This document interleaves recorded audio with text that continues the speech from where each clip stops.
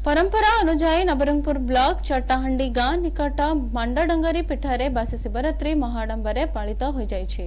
जिला समेत पड़ोसी जिलार शताधिक श्रद्धालु आसी पीठरे महादेव दर्शन कर धूप दीप और नैवेद्य पूजार्चना करथिले। एही अवसर में विभिन्न अनुष्ठान तरफ श्रद्धालुओं अन्न प्रसाद व्यवस्था करा जायतिला। जिला तथा जिला बाहर उठा दोकानी मानक पसरा जमीथिला।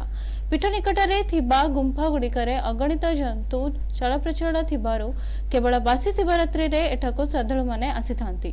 ई शैवपीठ पहाड़ मध्यरे थिला बेले एहा एक दर्शनीय स्थान भावे परिचित।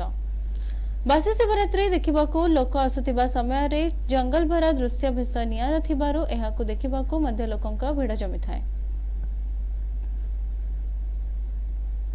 मुरलीधर भूषण नवरंगपुर मुरली आर्ट्स नाम नमित नवरंगपुर जिला रंगतोली कलाकार संघर मु सभापति अच्छी।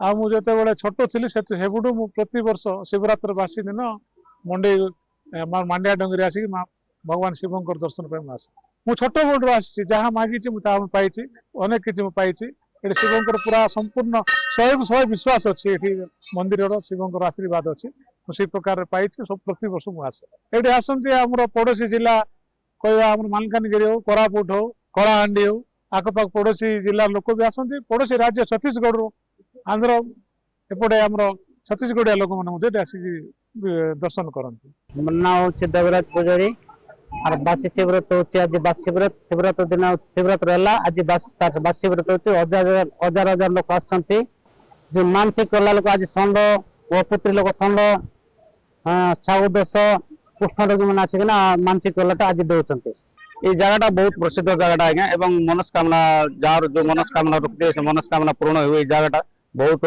माने प्रसिद्ध जगह भगवान महिमा बेसी अच्छी से दूर दूरांतर लोक आसुँच बहुत दूर लोक आसुँच आज्ञा छत्तीसगढ़ हो आंध्र प्रदेश हो नवरंगपुर पाखतड़ 50टा गाँव लोक ये आसती कहीं इठार ये बहुत भल अच्छी जेना आम घर कटक बर्तमान नवरंगपुर सर्विस करुच्ची आज लोक मान शुणी माता डंगरी जो अच्छा ठाकुर ये बासी पालन कराए सारा ओडिशा और प्रत्येक दिन शिवरात्रि दिन पालन कराए बट ये बासी पालन कराए लोक विश्वास भरोसा अच्छी जहाँ भी मानसिक कराए पूरण कराए विश्वास भरोसा अच्छी से हिसाब से मुझे आसी।